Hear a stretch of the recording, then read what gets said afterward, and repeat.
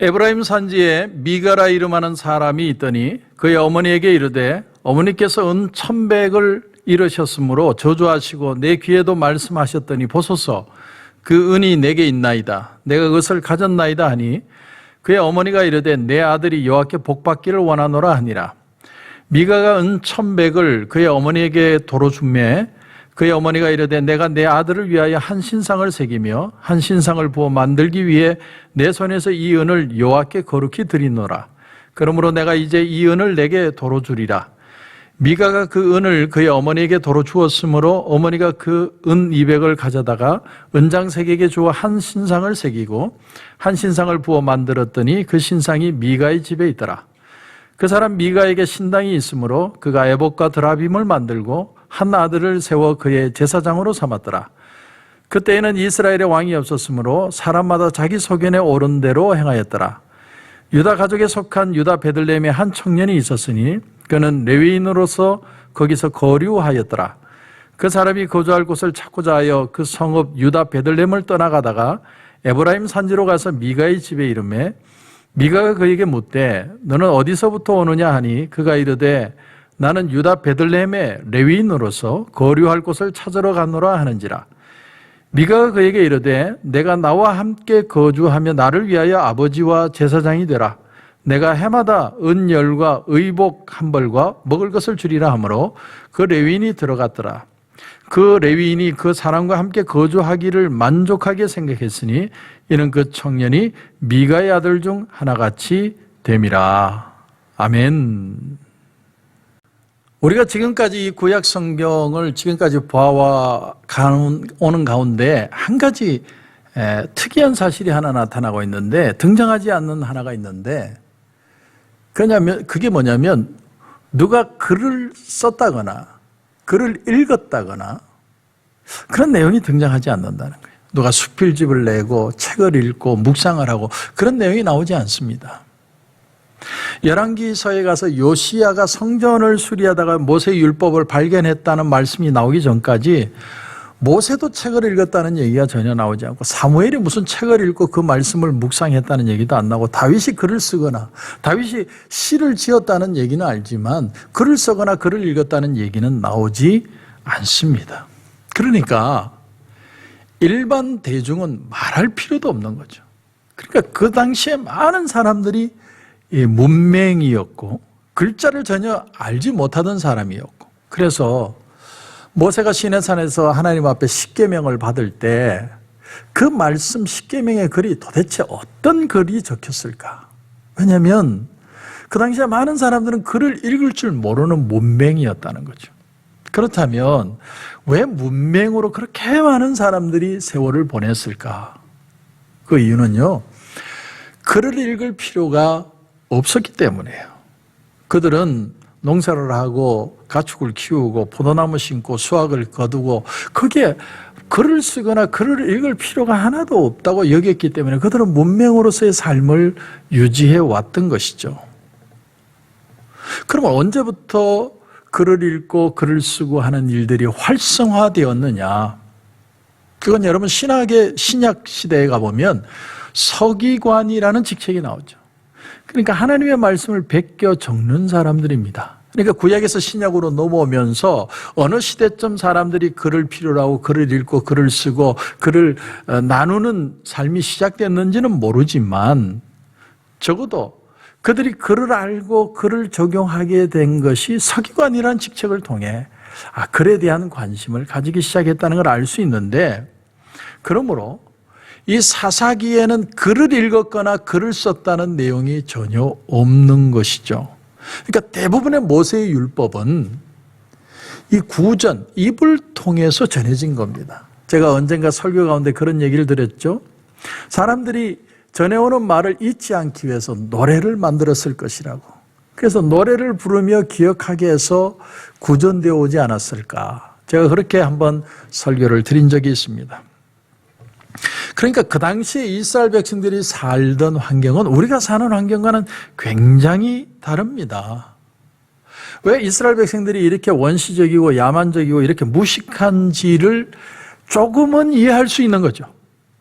왜냐하면 우리 때처럼 무슨 문화적인 교육을 받고 글을 쓰고 글을 읽고 글을 통해 묵상을 하고 그런 시대가 아니니까. 그러니까 왜 그들은 우상에 그렇게 취약하고 우상에 대해서 그렇게 깊이 빠지고 우상만 보면 그렇게 쫓아가는 그런 나쁜 삶의 결과를 가져오느냐. 그것은요, 그들이 그만큼 민도가 낮았기 때문에, 당시 그들이 이해하고 있는 그 신앙, 그들이 사는 환경, 문화적인 수준, 무슨 생각의 수준, 그게 너무나 낮았기 때문에 기회만 되면 눈에 보이고 들리고 맞고 할 수 있는 그것의 감각적인 것을 따라갈 수밖에 없는 그런 모습, 우상신앙에 그들이 노출되어 있었다라는 것을 우리가 느낄 수 있다는 거죠. 그렇다면 성경이 그렇게 오래전 옛날 고대 시대의 얘기를 적고 있는데, 그 내용을 우리가 구약 성경을 우리가 사사기서를 지금 보고 있는데, 이것이 오늘 우리를 이 3000년 후에 이 시대를 사는 우리에게 동일하게 적용할 수 있느냐 하는 것이죠.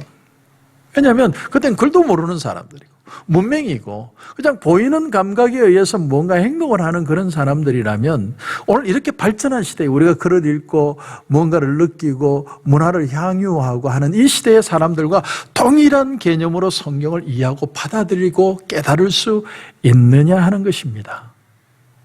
제가 오늘 이 시간에 여러분에게 드릴 수 있는 말씀은 동일한 것을 얻을 수 있다라는 거예요. 왜냐하면 시대는 바뀌고 발전하고 세상은 아주 많이 발전하고 달라지지만, 여러분 요즘은요 메타버스의 시대가 되었다 이렇게 표현해요. 메타버스. 메타버스가 무슨 청량리가 하는 버스 이름이 아니고, 메타라는 단어와 유니버스라는 단어가 합해져서 가상현실의 시대가 이제는 온다는 거예요. 그래서 인터넷 속에서 우리는 그냥 인터넷을 느끼고 클릭만 하면 사는 시대였다면, 이제는 메타버스 시대는 그 안에서 사람들과 교류하고 그 안에서 장사도 하고 그 안에서 돈도 벌고 그 안에서 잡도 가지고 모든 것이 가능한 가상과 현실이 하나 되는 그런 시대가 올 것이다라는 게 메타버스의 시대예요. 그래서 페이스북에서 굉장히 관심을 가지고 투자를 하고 있다는 거죠. 그런데 우리가 우리의 영혼의 문제, 인간의 문제로 들어가 보면 그렇게 시대가 발전하고 그렇게 사람들이 뛰어난 세상을 살아가고 있지만, 그 시대에 그 사람들이 상처받고 그들이 생각하고 그들이 향유하고 그들이 죄를 짓고, 내가 사랑받고자 하는 본능, 내 가정을 지키고자 하는 본능, 내 가정에서 내 자식들을 생각하는 그 생각들, 더 나아가서 내가 누구를 시샘하고 누구를 원망하고 누구를 죽이고 싶은 마음이 들고 누구 때문에 고통스러워하는 마음이 들고, 국가끼리 그래서 전쟁을 하고 계급 간에 갈등이 일어나고 자식이 부모에게 반항하고 부모가 자식과 어떤 관계가 미인한 사회 상태가 되는 이런 모든 것들이 수천 년 전이나 지금이나 사람들이 느끼는 것이 똑같다는 거예요. 아무리 사회가 발전해도 사람들이 느끼는 그 마음의 감정, 미워하고 싫어하고, 창세기에 나오는 가인과 아벨, 가인이 아벨을 실에서 돌로 쳐서 죽이는 그 미인하는 마음이 지금 이 시대의 사람들이 느끼는 마음이나 똑같이 느껴진다는 거예요. 그래서 그 시대에 하나님이 주셨던 그 말씀의 그 미닝이 오늘 이 시대에도 동일하게 우리에게 적용될 수 있다는 것입니다. 사회와 문화는 발전할지 몰라도 사람의 마음은 달라지지 않기 때문에. 자, 그런데 오늘 본문을 보면 소위 말하는 가정재단, 가정교회를 세운 사람이 하나가 나옵니다. 미가라는 사람이.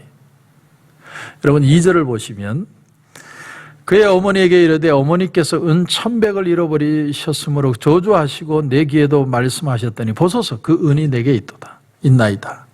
내가 가져갔다는 거죠. 엄마가 준 게 아니고 자식이 밤에 훔친 거예요. 옛날에는 돈을 은행에다 못 갖다 두니까 조용히 땅을 파가지고 밤에 몰래 숨겨뒀습니다. 항아리에다가.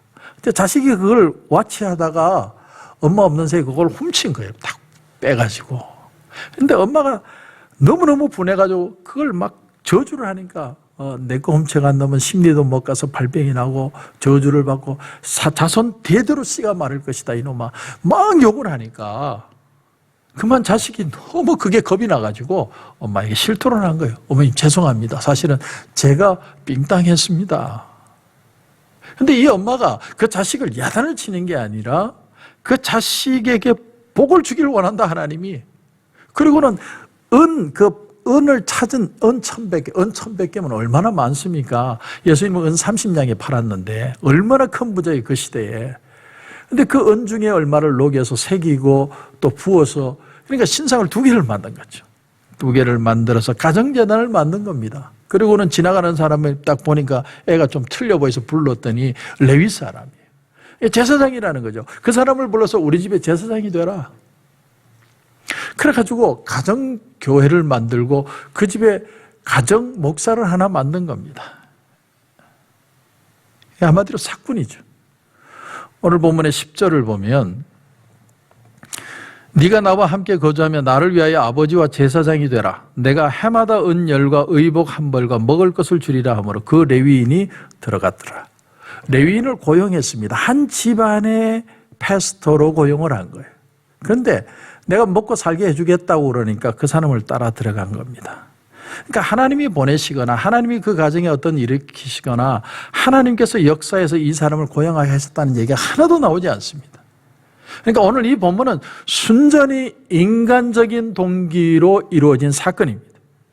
제단도 사람이 만들고, 제단에 심지어 우상도 사람이 생각해서 하나님은 절대로 기뻐하지 않을 우상을 만들고 거기에 패스터까지 자기들이 세운 거예요. 나중에 그 다음 장을 보면 단지파가 자기들의 땅을 얻기 위해서 가면서 이 사람에게 딜을 하죠. 너 우리 따라갈래? 더 큰 목회할 수 있는데, 근데 이 사람이 레위 사람이 또 그 길 쫓아가요. 성경을 보면 그 사람이 모세의 손자라고 표현이 돼요. 쫓아갑니다. 오늘날이나 그때나 여러분 인간적인 동기로 종교일을 하고 심지어 주님의 부르신과는 아무 상관도 없는데 가서 내가 그것이 더 형편이 좋기 때문에 쫓아가는 사람들이 많다는 것이 동일하게 오늘 이 시대에도 나타나고 있습니다. 그러니까 성경은 그 고대나 지금이나 사람들의 마음을 다루는 그 모든 것이 동일한 효과로 성경은 적용되고 있다는 겁니다. 이건 뭔가 좀 이상하다는 거죠. 아무리 언택트 시대가 되고 아무리 코로나 팬데믹 상황이라도 가정재단을 쌓을 수는 없는 거예요. 물론 우리가 가정에 인터넷으로 하나님 앞에 예배는 드리고 있지만 언젠가 우리는 하나님의 회복하심을 경험하는 거예요. 교회는 공동체입니다. 하나님이 공동체로 우리를 부르시고 같이 기도하게 하시고 하나님의 나라를 이루어 가시는 거죠. 예수님이 참목자와 사꾼에 대해서 얘기를 하셨습니다. 세상에는 참목자도 있고 사꾼도 있다. 사꾼이 뭐냐? 사꾼의 전형적인 샘플이 오늘 나오는 레위인이라는 겁니다. 누가 월급 준다고 하니까, 누가 조금 더 좋은 거 준다고 하니까 내가 가정집에 가서 패스터가 되더라도 난 가서 거기에서 살겠다.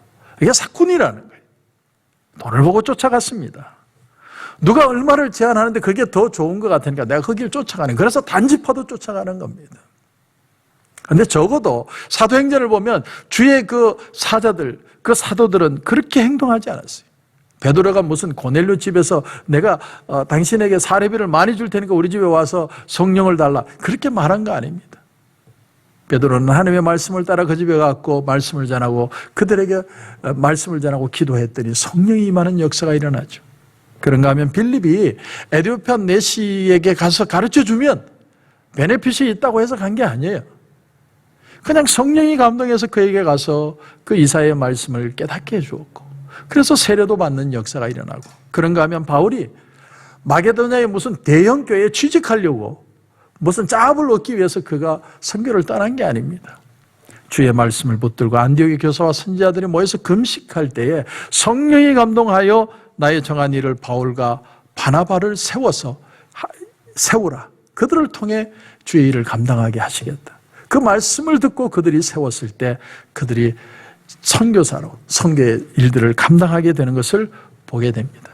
그러니까 똑같은 존경이고 똑같은 목회고 똑같은 신앙생활 같지만 오늘 말씀에 나오는 미가와 레위처럼 인간적인 동기로 할 수도 있고 그런가 하면 그게 아니라 하나님으로 말미암아 할 수도 있다라는 것을 우리에게 도전하는 거예요. 오늘 이 말씀이 우리에게 주는 도전은 바로 이겁니다. 나는 정말 하나님으로 말미암아 내가 신앙의 삶을 살아가고 있는지, 아니면 인간적인 동기로 이 신앙의 삶을 영위하고 있는지 우리에게 지금 도전하고 있는 거예요. 사랑하는 성도 여러분, 오늘 이 아침에 우리 깊이 한번 우리 자신에게 질문해 봐야 됩니다. 나는 하나님 앞에 어떤 신앙인으로 서 있느냐는 거예요. 하나님이 내게 주시고 하나님이 내 길을 가게 하시고 내 인생을 책임져 주십니다. 그것을 믿을 수 있는 자만 하나님 앞에 선한 동기를 가지고 끝까지 달려갈 수 있을 것입니다. 그런 은혜가 저와 여러분 가운데 넘치시길 주님의 이름으로 축원합니다. 기도드리겠습니다. 하나님 은혜를 감사합니다. 미가의 집안에 가정재단을 쌓고 가정의 페스타가 생기는 참 희한한 일이 벌어지고 있습니다. 하나님, 오늘 우리는 사꾼인지 하나님 앞에 정말 믿는 자인지 하나님 앞에 깊이 질문하게 하시고, 하나님 우리의 마음에 주시는 감동을 따라 그 은혜를 따라 승리하는 축복된 믿음의 삶이 되게 하여 주옵소서. 오늘도 기도하는 가운데 하나님 큰 은혜 주실 줄 믿고 예수님의 이름으로 기도드립니다. 아멘.